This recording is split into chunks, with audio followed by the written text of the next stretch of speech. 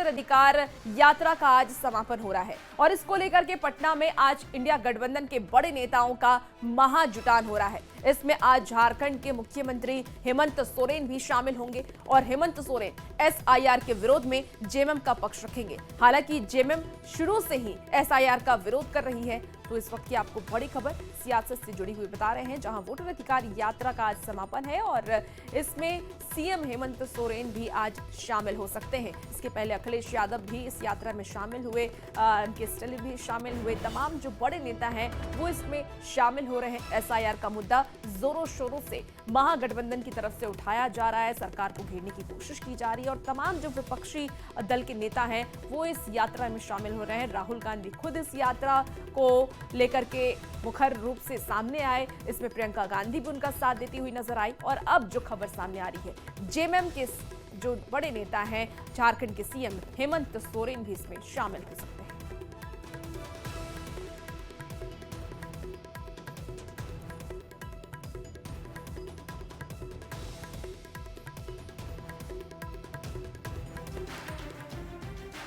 तो पटना में आज वोटर अधिकार यात्रा का समापन हो रहा है और गांधी मैदान में इंडिया गठबंधन के मार्च को लेकर के बड़े बड़े होर्डिंग्स और झंडे लगाए गए हैं। लेकिन इसमें सबसे खास बात यह है कि होर्डिंग्स में आरजेडी के बड़े नेता लालू प्रसाद यादव और तेजस्वी यादव सहित सभी कोई गायब है।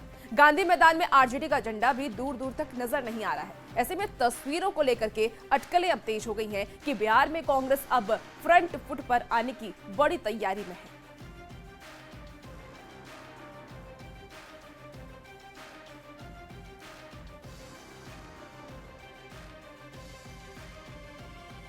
देखिए, मुख्यमंत्री हेमंत सोरेन के वोटर अधिकार यात्रा में शामिल होने पर बीजेपी ने तंज कसा है। वहीं कांग्रेस का यह कहना है कि राहुल गांधी के इस मुद्दे पर सभी सहयोगी साथ हैं। होगा क्योंकि इंडिया महागठबंधन जिस प्रकार यह प्रमाण कर दिया है कि भारतीय जनता पार्टी चुनाव आयोग के द्वारा तीसरी बार पहुंची है, आम जनता के माध्यम से नहीं, चुनाव आयोग ने जिताया है। हेमंत सोरेन जी की लोकप्रियता पूरे देश में है, पूरे देश से उनको बुलावा है और निश्चित रूप से बिहार में चुनाव है तो वहां की भी जनता उनको सुनना चाहती है, उनको नजदीक से देखना चाहती है। अब भारतीय जनता पार्टी की अगर ये बौखलाहट है तो इनकी बौखलाहट और बढ़ने जा रही है आने वाले। देखिए, पटना में झारखंड के कांग्रेस कोटे के मंत्री, विधायक और कार्यकर्ता आज पटना में वोटर अधिकार यात्रा में शामिल होंगे। झारखंड कांग्रेस अध्यक्ष ने यह भी बताया है कि राहुल गांधी के नेतृत्व में यह यात्रा सफल रही, समाज के हर तबके का समर्थन मिला है। सासाराम से लेकर विभिन्न जिलों में जनसैलाब उमड़ा इस यात्रा में। सभी वर्ग के लोग इस यात्रा में शामिल हुए, चाहे वो किसान हो, मजदूर हो, और हर तबके के लोगों ने इस यात्रा में अपनी भागीदारी दी। तो देखिए, पार्टी के दिग्गज नेता अब इसमें शामिल हो रहे हैं और जहां तक कहना है महागठबंधन के नेताओं का कि हर तबके के लोगों का समर्थन इस बार लालू प्रसाद यादव को, तेजस्वी यादव को, राहुल गांधी को मिला है। वहीं देखिए, झारखंड के स्वास्थ्य मंत्री इरफान अंसारी के एक बयान से झारखंड का सियासी पारा भारी हो गया है। उन्होंने ये कहा कि अगर राहुल गांधी आदेश दे दें तो झारखंड के बीजेपी के सभी ऑफिस को तोड़ दिया जाएगा, जिस पर बीजेपी ने भी पलटवार किया। ये क्या है पूरा मामला, इस रिपोर्ट के जरिए देखिए। अपने बयानों को लेकर हमेशा सुर्खियों में रहने वाले झारखंड के स्वास्थ्य मंत्री इरफान अंसारी ने एक बार फिर से ऐसा विवादित बयान दिया जिसको लेकर बवाल मच गया है। पटना में कांग्रेस कार्यालय में तोड़फोड़ पर स्वास्थ्य मंत्री डॉक्टर इरफान अंसारी ने बीजेपी पर हमला बोला। उन्होंने कहा कि सिर्फ राहुल गांधी के आदेश का इंतजार है। अगर एक बार आदेश मिल गया तो बीजेपी के जितने भी कार्यालय झारखंड में हैं, सभी को तोड़ देंगे। और राहुल जी ने क्या कहा? वोट चोर। तो वोट चोरी किया आपने, आप गाली दीजिएगा तो ठीक है, हम लोगों ने गाली नहीं दिया, फिर भी उस पर आप मुद्दा बना दिए और हमला कर दीजिएगा क्या कार्यालय में? अगर है हिम्मत तो भाई झारखंड में करके दिखाए। हम लोग आदेश का वेट कर रहे हैं, हम लोग सारा भाजपा कार्यालय तोड़ देंगे, हम बता रहे हैं यहाँ। इरफान अंसारी के इस बयान के बाद बीजेपी की ओर से भी तल्खी बढ़ गई है। प्रदेश बीजेपी प्रवक्ता अजय शाह ने स्वास्थ्य मंत्री को अंसारी कल्याण मंत्री बताते हुए कहा कि जब भी वो बोलते हैं कचरा ही निकलता है। ऐसा लगता है जैसे कि इरफान अंसारी के दिल में, दिमाग में केवल और केवल कचरा भरा हुआ है। इसलिए यह व्यक्ति जब भी मुंह खोलता है, इसके मुंह से कूड़ा करकट ही बाहर आता है। भाजपा के कार्यालय को तोड़ने का अरमान पालने वाले झारखंड के अंसारी कल्याण मंत्री, झारखंड के फर्जी डॉक्टर और कांग्रेस पार्टी पर बोझ बन चुके इरफान अंसारी का मानसिक संतुलन पूरी तरह से बिगड़ चुका है। दरअसल 29 अगस्त को पटना में कांग्रेस के प्रदेश कार्यालय सदाकत आश्रम पर हमला किया गया था। पथराव और तोड़फोड़ की घटना सामने आई थी। आरोप है कि बीजेपी कार्यकर्ताओं ने कांग्रेस कार्यालय पर हमला किया। परिसर में खड़े एक ट्रक का शीशा तोड़ा गया। वोटर अधिकार यात्रा के पोस्टर भी फाड़े गए। अब इरफान अंसारी के बयान ने झारखंड की सियासत को गरमा दिया है। न्यूज़ 18 के लिए जामताड़ा से सुमन भट्टाचार्य, रांची से संजय सिन्हा की रिपोर्ट। इरफान अंसारी के बयान पर बीजेपी सांसद निशिकांत दुबे ने कड़ी प्रतिक्रिया दी है। अब निशिकांत दुबे और इरफान अंसारी के बयान पर झारखंड का सियासी पारा अब गर्म हो चुका है। बीजेपी झंडा छूने पर इरफान अंसारी को पाकिस्तान भेजने की धमकी दे रही है, तो वहीं कांग्रेस के नेता निशिकांत दुबे पर व्यक्तिगत टिप्पणी कर रहे हैं।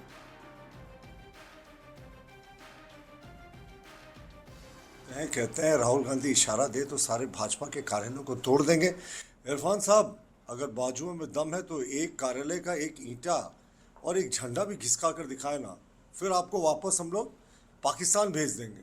फर्जी कार्यक्रम वाली ये भारतीय जनता पार्टी वोट अधिकार रैली से इतनी घबरा गई है, इतनी विचलित है कि इनके पैरों तले से जमीन खिसक चुकी है। अब अपने ही लोगों से देश के प्रधानमंत्री को मां की गाली दिलवा रहे हैं। झारखंड मुक्ति मोर्चा तोड़फोड़ की राजनीति नहीं करती है। हम विकास की बात करते हैं, विकास की राजनीति करते हैं, जनता के साथ रहने की बात करते हैं। और अभी पर्व का समय है, करम पर्व है, और भारतीय जनता पार्टी हमेशा से चाहती है कि ऐसे पर्वों के समय में आपसी जो भाईचारा है वो खत्म हो, लेकिन झारखंड मुक्ति मोर्चा हम इसको कभी खत्म नहीं होने देंगे। इसी बीच देखिए, जमशेदपुर से बड़ी खबर सामने आ रही है, जहां दुर्लभ वाणिज्य के 4 तस्कर गिरफ्तार किए गए हैं। 4 पेंगोलिन के साथ तस्कर गिरफ्तार किया गया। मुसाबनी के कोलाबेड़ा गांव से ये गिरफ्तारी हुई है। दूसरे राज्य में बेचते थे की तैयारी थी। 70 लाख रुपए इसकी जो कीमत है वो बताई जा रही है। तो बड़ी खबर आपको जमशेदपुर से इस वक्त बता रहे हैं, जहां दुर्लभ वनजीव के 4 तस्कर गिरफ्तार किए गए हैं। मुसाबनी से कालाबेड़ा गांव से ये गिरफ्तारी की गई है। दूसरे राज्य में बेचने की तैयारी थी। 70 लाख रुपए इसकी कीमत बताई जा रही है। तो बड़ी खबर जमशेदपुर से आपको बता रहे हैं, जहां 70 लाख रुपए इसकी कीमत बताई जा रही है। ये दुर्लभ तरीके का वनजीव है और इसकी तस्करी की गई।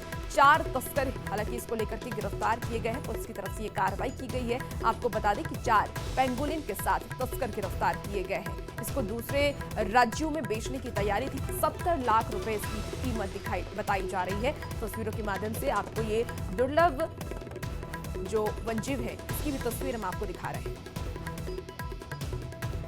70 लाख रुपए देखिए इसकी कीमत बताई जा रही है। जमशेदपुर से एक खबर सामने आ रही है, जहां दुर्लभ वनजीव के 4 तस्कर गिरफ्तार किए गए हैं। ये बड़ी कार्रवाई तस्करी के खिलाफ की गई है।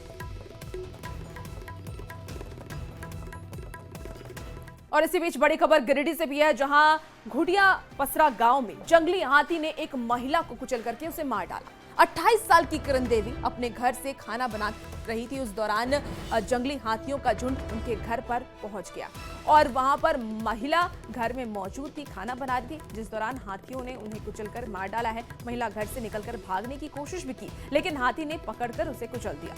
अस्थायी थाना और वन विभाग को इसकी सूचना भी दी गई है। गांव वालों ने यह भी बताया है कि हाथियों का झुंड इलाके में लगातार उत्पात मचा रहा है।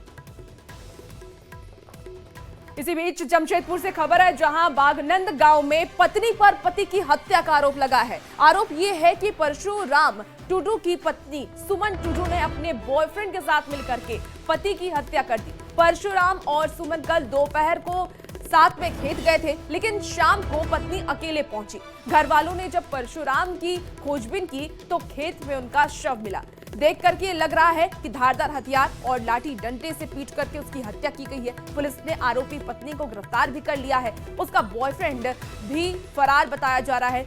उसकी भी पुलिस लगातार गिरफ्तारी के लिए छापेमारी कर रही है। पहले से क्या झका झगड़ा सा झगड़ा दूसरा से कुछ संबंध था। किसका? पत्नी का। किसके साथ में?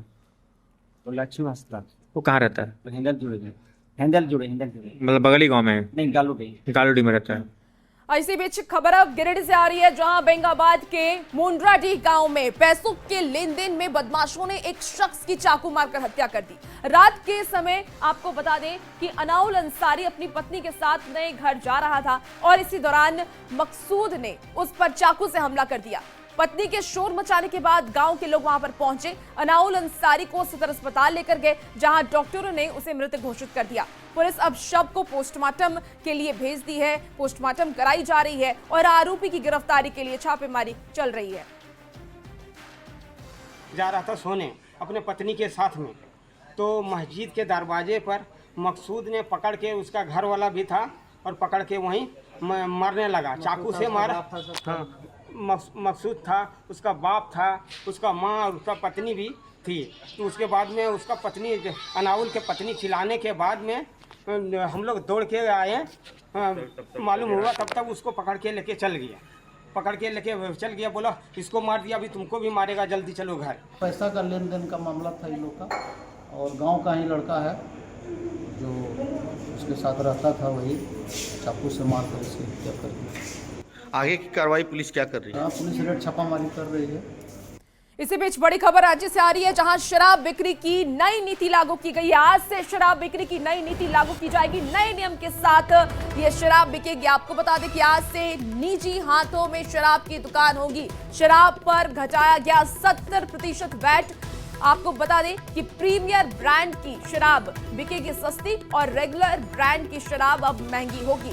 तो बड़ी खबर इस वक्त आपको राजधानी राज्य से बता रहे हैं, जहां शराब बिक्री की नई नीति लागू होने वाली है। आज से शराब बिक्री की ये नई नीति लागू की जाएगी। नए नियमों के साथ अब शराब बेची जानी है। आज से निजी हाथों में शराब की दुकान होगी। शराब पर घटाया गया है 70% का वैट। इसके साथ ही प्रीमियर ब्रांड की शराब अब सस्ती होगी और रेगुलर ब्रांड की शराब महंगी होगी। रामगढ़ जिले में ई लॉटरी के माध्यम से 12 समूहों के बीच कुल 42 दुकानों की बंदोबस्ती की गई है। इन 42 दुकानों से सितंबर से मार्च माह में 82 करोड़ 33 लाख रुपए राजस्व के प्राप्ति उत्पाद विभाग को होगी। आपको बता दें कि शराब बिक्री के लिए तैयारी पूरी कर ली गई है। बताया यह भी जा रहा है कि प्रीमियम ब्रांड की शराब सस्ती होगी, जबकि रेगुलर ब्रांड की शराब 10 से 20 रुपए तक महंगी बिकेगी। रामगढ़ संवाददाता जावेद खान की रिपोर्ट दिखाते हैं। जिले में आज से नई उत्पाद नीति के तहत शराब की बिक्री निजी हाथों में चली गई है। ई लॉटरी के माध्यम से 12 समूह में 42 दुकानों की बंदोबस्ती की गई है। यहाँ पर बताया गया कि सितंबर से मार्च माह के बीच में उत्पाद विभाग को 82 करोड़ 33 लाख रुपए राजस्व की प्राप्ति होगी। ये दुकानें रामगढ़ जिले के विभिन्न क्षेत्रों में स्थित हैं। यहाँ पर बताया गया कि ये रेगुलर ब्रांड की जो शराब है 10 से 20 रुपये महंगी होगी। फिलहाल यहाँ पर सारी तैयारियाँ कर ली गई हैं। आज से लोगों को इन दुकानों पर ब्रांडेड विदेशी शराब आसानी से मिल सकेगी। उत्पाद विभाग द्वारा बताया गया कि इसके लिए पूरी तैयारी कर ली गई है। जावेद खान, न्यूज़ 18 रामगढ़। इसी बीच खबर गुमला से है, जहां पालकोट में दतली डैम के पास डीजल लदा टैंकर पलट गया, जिसके बाद डीजल लूटने की होड़ मच गई। कोई बाल्टी लेकर के वहां पे पहुंचा तो कोई डब्बा लेकर के पहुंच गया। लोग जान को जोखिम में डाल करके भी देखिए डीजल भर रहे हैं। सूचना मिलने के बाद पहुंची पुलिस ने डीजल लूट रहे लोगों को मौके से खदेड़ा।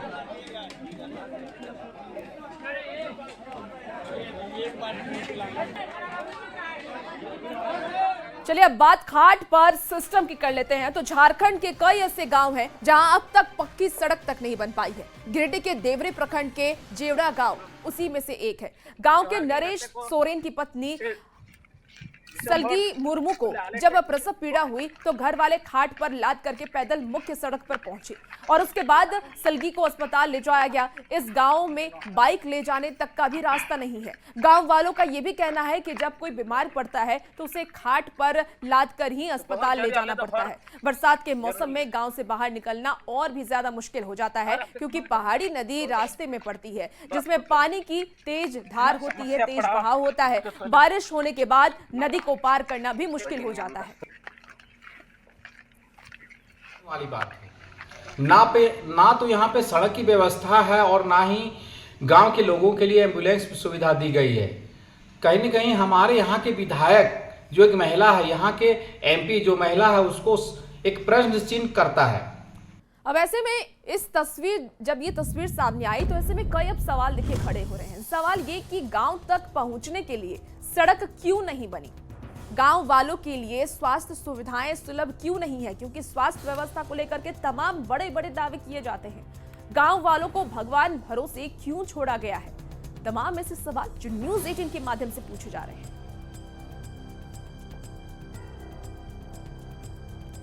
अब स्वास्थ्य व्यवस्था की बदहाली से जुड़ी अगली खबर आपको रामगढ़ से दिखाते हैं, जहां आदिवासी बहुल पलानी गांव में 5 साल पहले उप स्वास्थ्य केंद्र बना था, लेकिन इस केंद्र में अब तक डॉक्टर और नर्स की तैनाती नहीं हुई है। गांव के लोग बीमार पड़ने पर पतरातू या रांची जाने को मजबूर हो जाते हैं। संवाददाता जावेद खान की रिपोर्ट दिखाते हैं।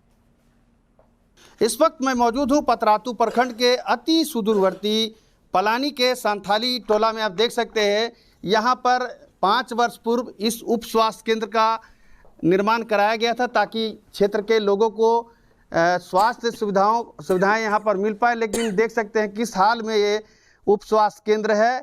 यहाँ पर निर्माण के बाद से ना नर्स बैठी है ना डॉक्टर बैठे। देख सकते चारों तरफ झाड़ियाँ उगाई हैं और अस्पताल अब जर्जर अवस्था में पहुँचते जा रहा है। इससे लाभ मिला, इलाज होता है? नहीं। कहाँ जाती हैं भैया? पतरातू रामगढ़। पतरातू रामगढ़ जाती है। हाँ। आपका क्या नाम है? मेरा नाम निशा कुमारी है। अच्छा, ये कब बना है? 5 साल पहले? हाँ, 5 साल के पहले हो गया है। अच्छा, तो आप लोग इलाज के लिए कहाँ जाती हैं? पतरातू रामगढ़ रांची जाते हैं। तो इसका बनने का लाभ आपको नहीं मिला? नहीं मिला है। कभी डॉक्टर नर्स नहीं आया है, बनने की वजह पता नहीं आया है कभी। नहीं। आपका क्या नाम है? पंकज मांझे। तो कभी इसका आपको लाभ मिला? नहीं, कभी नहीं। नहीं। अभी कहाँ जाते हैं इलाज के लिए? जाते हुए रांची रामगढ़ जाते हैं, बस पतरातू जाते हैं। हाँ। ऐसे में यहाँ के ग्रामीण इस उप स्वास्थ्य केंद्र के निर्माण की उपयोगिता पर सवाल उठा रहे हैं। दूसरी ओर स्वास्थ्य विभाग लगातार दावा कर रहा है कि ग्रामीण स्तर पर, टोले स्तर पर लोगों को स्वास्थ्य सुविधाएं उपलब्ध कराई जा रही है। लेकिन इस उप स्वास्थ्य केंद्र को देखकर ऐसा कहीं से भी नहीं लगता है, क्योंकि यहाँ निर्माण के बाद से ना नर्स आए हैं, ना डॉक्टर आए हैं, ना दूसरे मेडिकल स्टाफ आए हैं। ऐसे में यहाँ के लोगों को अब भी पतरातू, रामगढ़ या रांची इलाज के लिए जाने को मजबूर होना पड़ रहा है। जावेद खान, न्यूज़ 18 रामगढ़। लोहरदगा में करम पूर्व संध्या का आयोजन किया गया, जिसमें राज्यसभा सांसद दीपक प्रकाश और पूर्व सांसद सुदर्शन भगत शामिल हुए। आपको बता दें कि मांदर की थाप पर सभी झूमते हुए नजर आए। दीपक प्रकाश ने यह कहा कि करम प्रकृति की रक्षा का पर्व है, लेकिन मौजूदा सरकार अवैध खनन को बढ़ावा देकर के प्रकृति से खिलवाड़ कर रही है। चेहरा और चरित्र कांग्रेस के नेताओं का, उनके चाल और चरित्र में ही प्रश्न चिन्ह लगा हुआ है। चाहे झारखंड मुक्ति मोर्चा का, कहते और करते कुछ है, कथनी कुछ है, करनी कुछ है। समाज में वो समाज के लिए जीने का संकल्प लेते हैं, लेकिन रात में जा कर के पूंजीपतियों से सौदे करने का काम करते हैं। और अवैध खनन का अगर विरोध कर सकता है, विस्थापितों की लड़ाई कोई लड़ सकता है, तो उसका नाम भारतीय जनता पार्टी है। धनबाद सांसद ढुलू महतो ने राज्य सरकार पर निशाना साधा है। उन्होंने ये कहा कि राज्य सरकार की लापरवाही के कारण धनबाद और बोकारो से हवाई सेवा शुरू नहीं हो पा रही है। ढुलू महतो ने यह भी कहा है कि राज्य सरकार जमीन देकर वो धनबाद से हवाई यात्रा शुरू करवाएंगी, ताकि बोकारो एयरपोर्ट से उड़ान में हो रही देरी के लिए भी ढुलू महतो ने राज्य सरकार पर निशाना साधा। राज्य सरकार को हम आग्रह भी किए और चुनौती भी दिए कि अगर झारखंड के हित में आप काम करना चाहते हैं तो आप जमीन उपलब्ध कराइए, पैसा जितना लाना पड़े हम लाके जमीन पर काम करवाएंगे। मगर सरकार से हम चीफ सेक्रेटरी और मंत्री से भी बात करवाएं, टेलीफोनिक बात, आप चीफ सेक्रेटरी से बात कर सकते हैं, मगर सरकार का मानसा ही साफ नहीं है। सरकार का मानसा अगर साफ रहे तो कोई भी काम ऐसा कोई भी असंभव नहीं है। एनजीटी के रोक के बावजूद पश्चिमी सिंहभूम जिले में बालू का खनन जारी है। गुदरी और गोइरकेला क्षेत्र के बालू घाटों से अवैध रूप से बालू का उठाव कर चक्रधरपुर में बेचने के लिए ले जाकर 3 अवैध बालू लदे ट्रैक्टरों को पुलिस ने छापेमारी कर पकड़ा है। हालांकि छापेमारी के दौरान ट्रैक्टर रोके जाने पर ड्राइवर ट्रैक्टर से कूद करके वहां से फरार हो गए। पुलिस ने तीनों बालू लदे ट्रैक्टर को जब्त कर थाने में रखा हुआ है। खनन विभाग को इस बात की सूचना भी दी गई है।